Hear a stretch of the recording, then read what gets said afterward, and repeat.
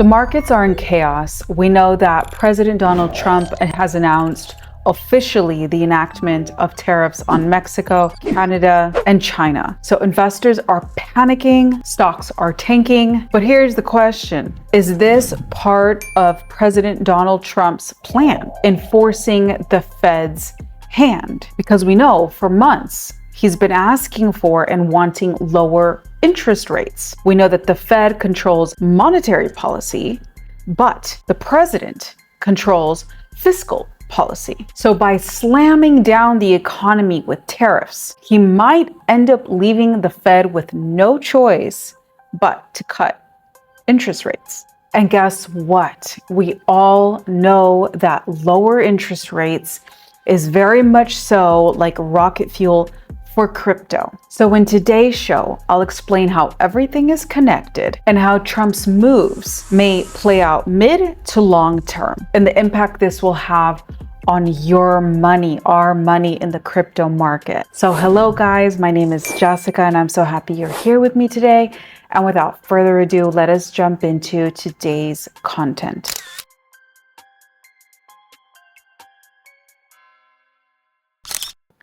All right, so we're gonna glance at Bitcoin's price. We know it's at $83,000. This came as shocking, very disappointing news since yesterday Bitcoin was up, and in large part this is all due to the tariffs, the market reacting to fear and uncertainty as we know the tariffs on Mexico and Canada are going to be enacted now. So needless to say, and I won't spend much time on it because it's just the way things are right now, the altcoin or ulterior coins in the crypto market are down. No shock here. This is part of the journey, guys. So you have to be buckled in, know what you're getting into. This is not for everybody, but the gains, your profits can be huge in crypto. And we know that we're still pending to see the parabolic phase of this bull run, which I personally believe is still coming. There's many reasons for this as well. But that said, let's keep moving forward so you understand where we are right now in the market in light of what's going on the federal level. So first thing is first, I'm just going to read this post by Donald Trump because it frames the whole conversation for us. So we know, I'll read through some of this post. So we have President Trump saying that because Jerome Powell and the Fed failed to stop the problem they created with inflation, he's going to do it by unleashing American energy production, slashing regulation, which we know he's been doing, and rebalancing international trade. And that's part of what we're seeing right now, okay? And he's going to reignite American manufacturing by bringing a lot of manufacturing back to America. So there's part of that to play and to do with the tariffs he's imposing on his main trade partners, as we'll see right now, because we know that Mexico, for instance, produces well over 50% of the vehicles that are used in the US. So different parts, right, of the process and of the manufacturing process. But anyway, so let's keep reading. And then here we have him when he's asked, when he's interviewed on whether or not Fed rates are going to go down. Interest rates are going to go down by the Fed. And we know that the Fed is separate of the US government. It's not under the president's power to control if the Fed is going to lower or increase interest rates. It's completely separate. It's actually very, very interesting. I'd encourage you to go do your own research on how the Fed works, or let me know if you want me to do a video on this. I could do it for you as well, prepare it for you. But anyway, so let's just play this clip where you'll hear the confidence in his voice, where he knows that he'll be able to somehow, which we're going to get into in this video, get the Fed to lower interest rates. The interest rates will come down. You said that you would demand that the interest rates come down. Well, Do you expect I the would put Fed? in a strong statement. Do you expect the Fed to listen to you? Yeah. The interest rates will come. So fairly certain. We know he's a master deal maker. We know that he started on this whatever that show was a long time ago. And you know, he's a successful businessman for this one skill mainly, in knowing how to make a deal. So let's keep reading because all of this is going to connect and you'll see where I'm going with this and why I believe that Trump's administration, and many believe, I'm not the only one, believe that through him scaring the market, which is happening inadvertently or intentionally by releasing so much new tariff regulation, if that's what you call it. So anyway, and then Market Maestro here on X explains what the Trump 2.0 administration is. They go on to say, the Fed has a dual mandate. Now pay attention to this part because it really explains what's going on. The Fed, in order to determine whether they're going to increase or lower interest rates, they focus on two main objectives. So one, they want to have maximum employment. So they want to keep unemployment as low as possible. And secondly, they look for price stability. So they like to look for inflation around 2%. Now, mind you, no one knows where they came up with this 2% number, but there you have it. So when deciding on rate cuts, the Fed prioritizes these two indicators. If inflation remains low or the labor market weakens with rising unemployment, rate cuts may be considered. However, the Fed does not limit itself just to these two metrics. It also considers other things like including, economic growth, consumer spending, business investments, and global conditions. The Fed does not directly target the 10-year US Treasury yield. Instead, it controls the Fed fund rates, policy rate. However, the Trump 2.0 administration is concerned with the US 10-year Treasury yield. The administration wants it to decline to reduce the US's high debt burden. Their goal is to lower the US 10-year yield to ease the burden. How? By lowering it, it reduces the government's borrowing costs.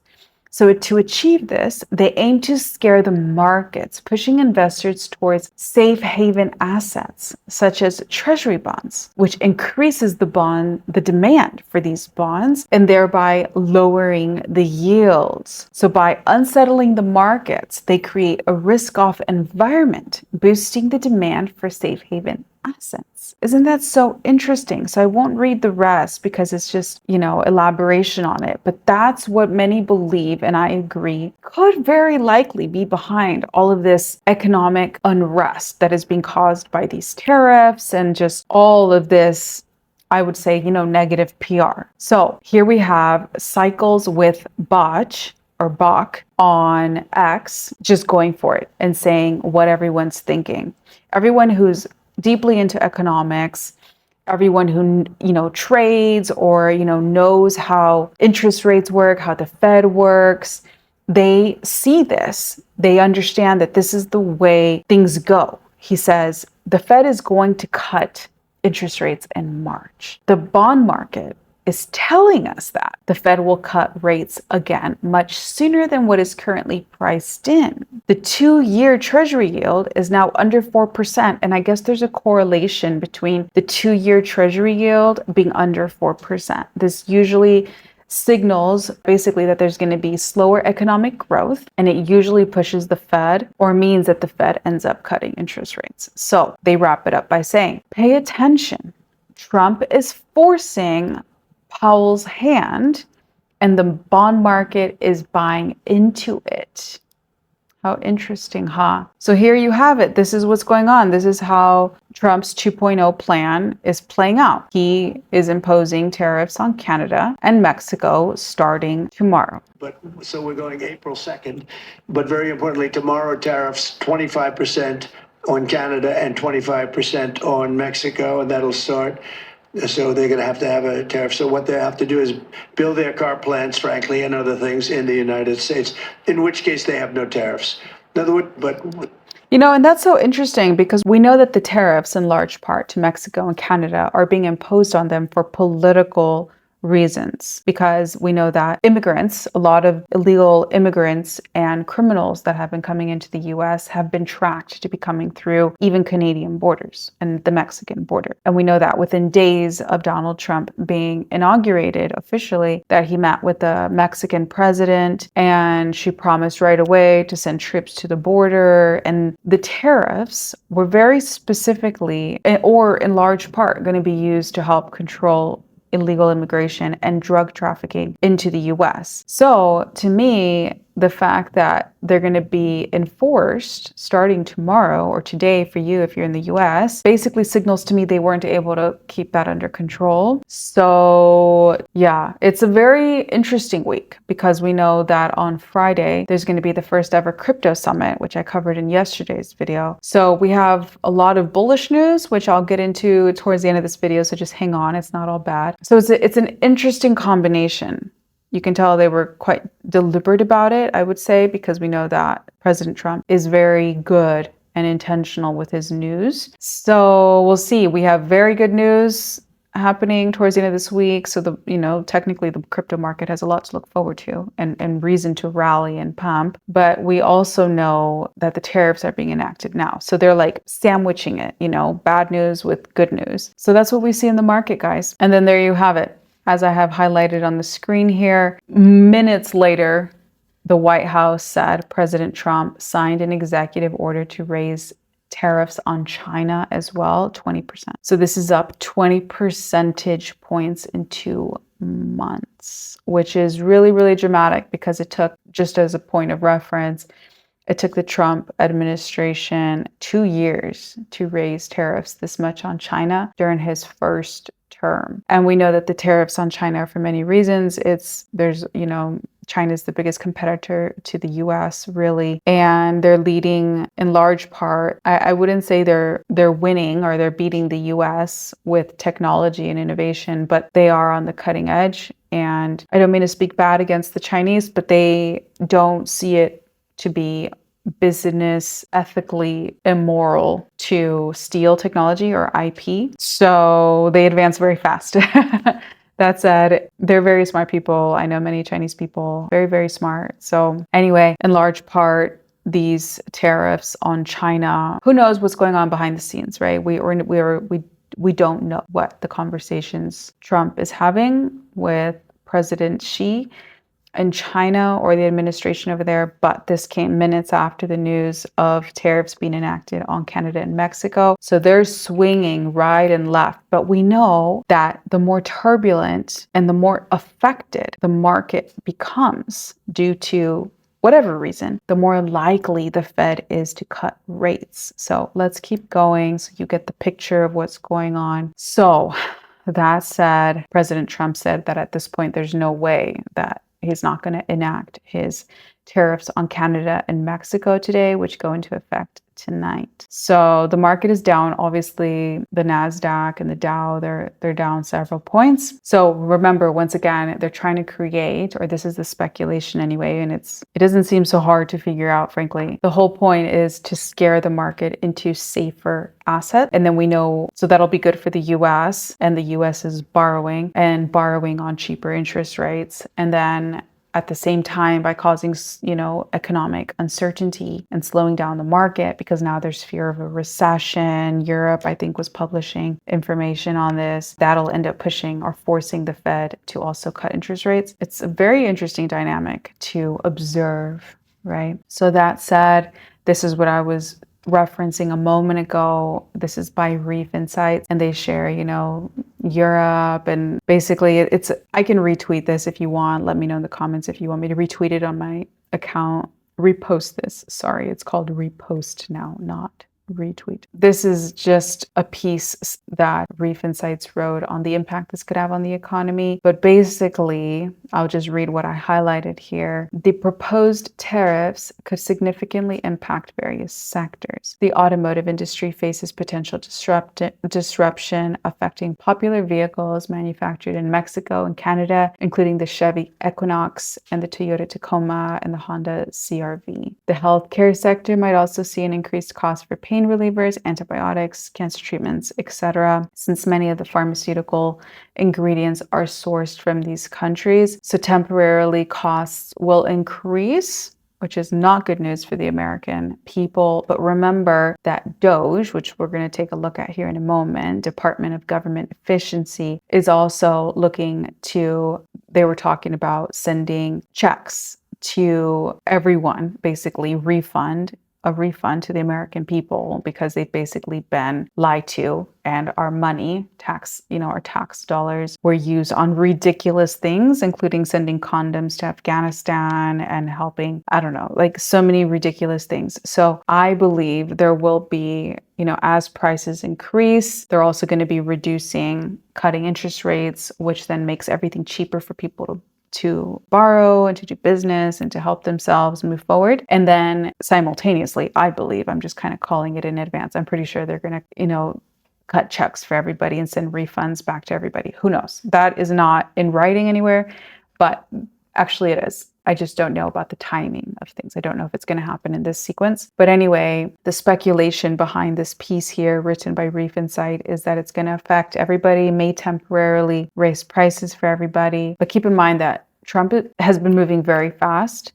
I spoke of this in my last video, that you really want to pay attention to patterns people show you by the way they are and the things they do. So I believe we're going to move through this very fast. It's very turbulent, I agree, but I believe we're going to be moving through it very, very fast. So let's keep going. Next, now this is very, very interesting. This was shared by the Kobesi letter, and they basically shared this news with us that basically oil prices have crashed to a new 3-month low as the OPEC, which is basically a group of petroleum producing countries. It's like a coalition or an association of several Middle Eastern countries, the biggest petroleum producers, and Venezuela in South America. And they together collectively determine the price of gas. So it seems they collectively, mind you, Saudi is one of these countries, and Saudi is also part of the BRICS nations, whom Donald Trump's administration has also said he's going to be imposing 100% tariffs on. So it's interesting how they're all domino pieces, right? And they all affect each other. But anyway, together, the point I'm trying to make here, that's part of this news piece here, is that these petroleum countries of the world together decided to lower the price, and this is good temporarily, and then also it could potentially have an adverse effect on the US or any countries that have to buy their oil from them. But remember that Donald Trump also said he's going to start drilling in America. So we haven't received, not that I know of anyway, let me know in the comments if I missed something. We do know that part of his campaign was drill, baby, drill, remember? So very likely we're going to start hearing about this, because I don't think he skipped a beat on it. I think he just has not been ready to share any news on it. So in the meantime, the good news is that prices are lowering in the US for gas. And I know anyway from my past research, that there's a direct correlation between lower gas prices and a thriving economy. So the people do better, the economy does better when gas prices are lower. So this is good in the short term. Next, apparently the White House is seeking a possible sanction relief for Russia. Now, this is very, very interesting, because we know that there was that horrible miscommunication, or very deliberate bad communication, between Zelensky, the president of Ukraine, and President Trump and Vice President J.D. Vance, where I watched it today in detail again, how that conversation went, where I don't know if it was in the Oval Office or where exactly at the White House it was, but very openly, President Trump welcomed the media in to ask questions to Zelensky. It was supposed to be just like this, that was supposed to be the day where they signed the agreement to start, the peaceful ceasefire and between Russia and Ukraine. And anyway, that's a whole other video as well. I don't want to make this video so long, but somehow, I don't blame Zelensky, because his country's in war, and I can only imagine, I don't know how he's even able to think clearly and calmly with being, being in war after so many years and watching his people die and suffer. And he's even showing photos of those, that have been prisoners of war that are being mistreated. It was very, very moving, I would say, and also a little disturbing, and then just very real. It was just a very real conversation, and I guess Zelensky wasn't the most diplomatic. I agree with that. Anyway, we could get into that later, but the point is, it didn't go very well, and President Trump and J.D. Vance kind of raised their voice and put him, put him in his place, quote unquote. Anyway, it didn't go well. So now this was announced today or yesterday, depending on where you are in the world. The US has announced they're going to be withdrawing all of their aid to Ukraine. So this is very sad for me. I love Ukraine, but I can understand. The US has contributed just about 50% to this war and all of, like aircraft and war equipment and missiles, and the EU or the European Union contributed basically to the other 50%, but that's a conglomerate. That's a bunch of countries represented in the European Union, whereas the US is one country, and they have been helping Ukraine with 50% of their expenses. You can go search this, Google it and search it for yourself. But anyway, the US has now withdrawn. So this is very sad to me on a human level, separate of politics and what's right. And, I understand that the US also is not directly vested. They don't have a direct interest in Ukraine, right? Like, just speaking bluntly. So I get it from a logical standpoint, and everyone is first and foremost responsible to take care of themselves. So I can see how the US, from that standpoint, is just sort of drawing the line,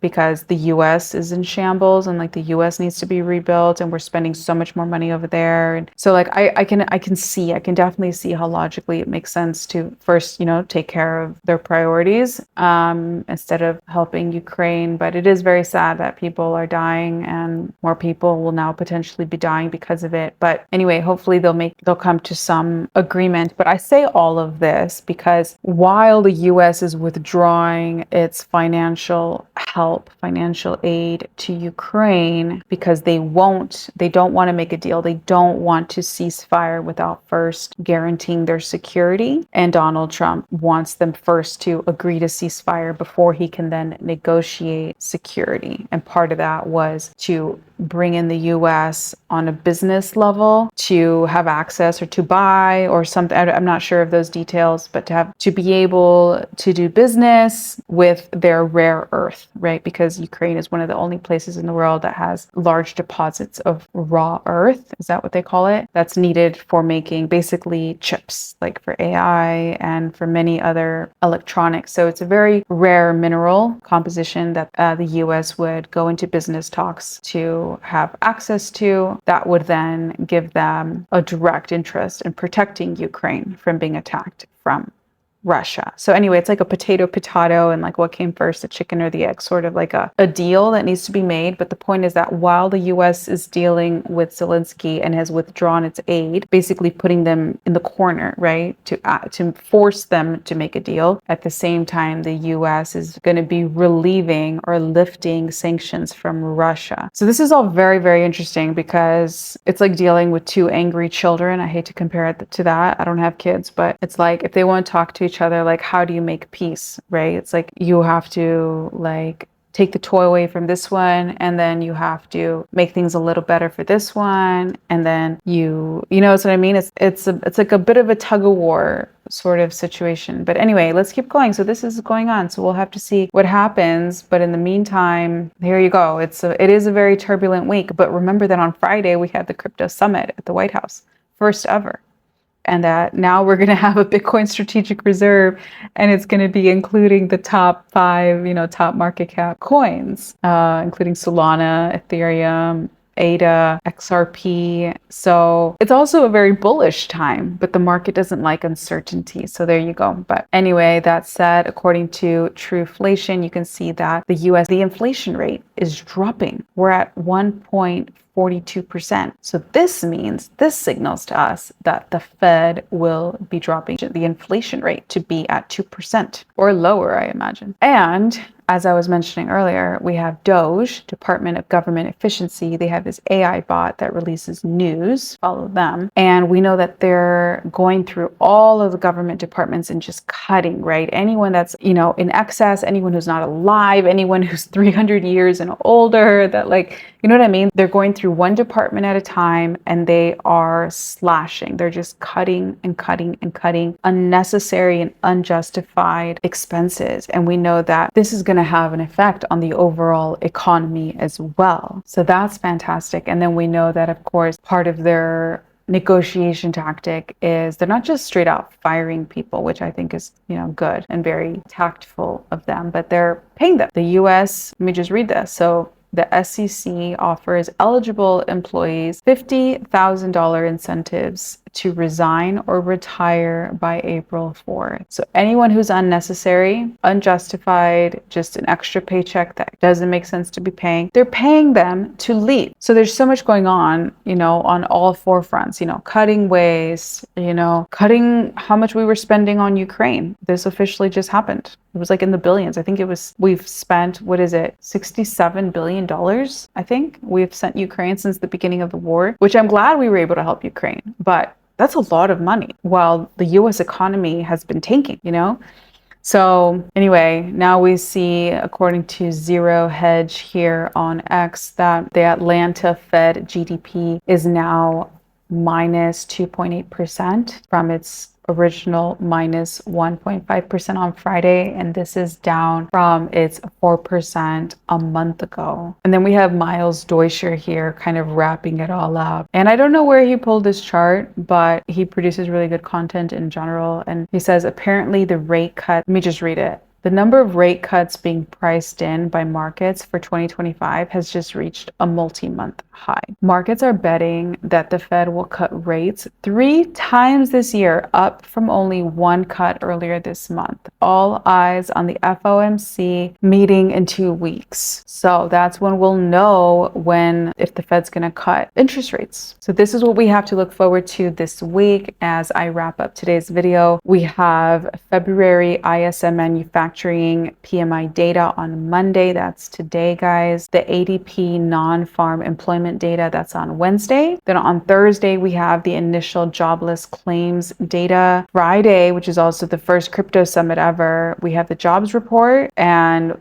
also Jerome Powell, chair of the Fed, will be speaking, which is great timing. So the two things, the jobs report and Jerome Powell speaking, which typically move the market, I would say mainly negatively, is on the same day as the crypto summit. So that was a good combination. So I think that was really well planned by David Sachs, the crypto and AI czar, as well as obviously Donald Trump had something to do with this. Just really good timing to balance out the scary news. That said, shifting towards some really positive news, we have Commissioner Hester Pierce announcing who is going to be part of the crypto task force. And then here you can see the list. So this is very, very good news. It means we're shaping up, the deciding body for the crypto task force is taking shape. We have real people being assigned to it. So this is really good news. And then according to CoinDesk, I'm just going to share this one chart with you. We have basically an update on the SEC and its litigation against crypto companies. And I'm just going to show this one image here, this one infographic basically, and it'll show you can see it on over here where it says dropped. These are all the lawsuits that have been dropped against crypto companies that were unfounded. Coinbase, Consensus, Robinhood, OpenSea, Uniswap, and Gemini all dropped. The ones on hold right now are Binance and Tron, and the ones that are still open, but I believe some of these will be dropped, except for Pulse Chain. Sorry, I don't think Pulse Chain is going to get dropped, but maybe it will. Who knows? It'll be Pulse Chain, Kraken. I hope they drop it on Kraken. I believe they will. Ripple, Cumberland, Immutable. Ripple, they will too, because Ripple's now included, right? Their XRP is now included in the Bitcoin strategic reserves. I believe it's just a matter of time for Ripple. We also have Immutable, Crypto.com, and Unicorn. So we will see, but so far it's been quite favorable, except for the crypto companies that were just like blatantly wrong, But even Tornado Cash, they let them go because they just needed somebody in there that understood that a decentralized protocol has no owner, right? So it just took them having the right people in place to decide what is right and what is wrong. And as I showed you a moment ago, these people here on this list, appointed by Hester Pierce, will be more knowledgeable. I imagine everyone here is knowledgeable to some extent on crypto, like from different angles, because there's so many different types of tokens in crypto. We all know this, that are actually in crypto, but from the outside, people don't know that there are different types of tokens. So that said, here is David Sachs, the AI and crypto czar, talking about and basically saying that we could have clear regulation on crypto within 6 months. So this will be huge for the crypto space. So this is why I believe it's not over. Like, it's so not over. I think we're just going to see a delayed parabolic phase, but it's not over. It's just been a bull run unlike any other. We've had so much going on that we could have never imagined, and that has never in the past ever been priced in. So it's part of being part of the future, guys. You did talk about the need for this clear regulatory framework. How quickly can you stamp this up? Well, I was on the Hill today meeting with the leaders of our House and Senate committees for banking and for finance, and they are very committed to moving legislation through the House and the Senate this year in order to provide that clear regulatory framework that the digital assets ecosystem needs to sustain innovation in the United States. And so those chairmen, I think, are very committed. President Trump is committed, and I think we can do something here. But as you know, moving legislation through Congress takes time. But I think this is something we could do in the next 6 months. You did talk about You heard it yourself. So, all right, guys, that is a wrap for today's video. I hope you can see how everything is connected and how we are very likely going to see rate cuts by the Fed. We also have the crypto summit to look forward to on Friday. And in the meantime, I'm just here to tell you that it's not over. Don't despair. Just hang tight. Do whatever you have to do to keep your finances going. And these are very exciting days. Very, very exciting and historic days we're living. And yeah, I can't wait to see you guys in my video tomorrow. And that said, take care and talk to you tomorrow.